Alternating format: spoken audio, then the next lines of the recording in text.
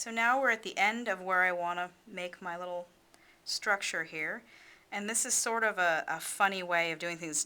As long as you hide your yarn moving up and down rows, it's really not going to be obvious to anybody what you're doing. Okay, so how do you do that? So what I'm going to do is I'm just going to go underneath this stitch here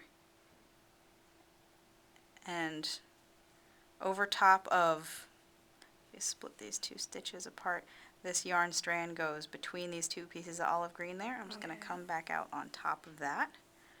So it's on the inside of the sock? Yeah, so it's on the inside of the sock. And what you can do here if you want to is actually go in and out and actually create like a little frame. And then you can follow that if you wanted to.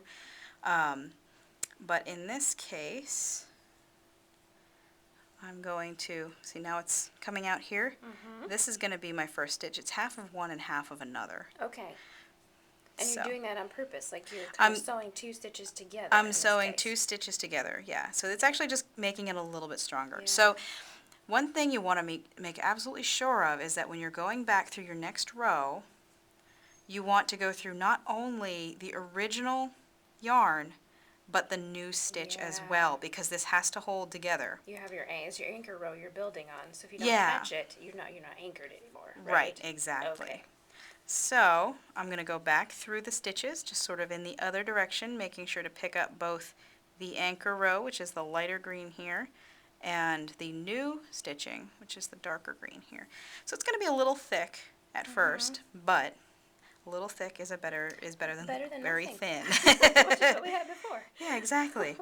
And you want to try to be careful when you get to really, really thin spots that you don't break it yourself, because that can be disastrous. Yes, so be very, very careful when you're going through. I'm kind of getting the impression, though, that you just do what's best depending on the situation. Absolutely. So there's not like hard and fast rules, just yeah. and kind of work with the size and shape of hole you have and how much yarn you have left over of the original in the spot. Yeah, or if you're willing to use a different color or things like that. So in most cases, if you can catch a problem before it happens, that is absolutely the best way to handle it. Oh boy, this one is so thin I can't even see where it goes. Oh my. Wow. Okay. There we go. It's like surgery. It is. You definitely want to have good light, which is a reason why I don't like to use light bulbs, because I'd prefer them to be in the lamp. Right.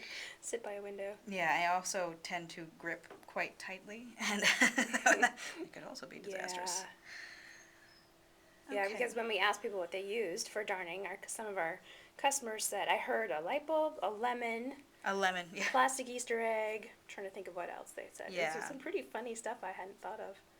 Plastic Easter eggs actually work really well, and what's funny is I had a toy maraca that I used for years before I got a darning egg, and it was so much better when I got the egg, because maracas are slippery, and you're fighting with it the whole time. So that's another good point about a darning egg, is that it is not slippery at all, and it's going to stick to your knitting, which is a very good thing, because you don't want it to go anywhere.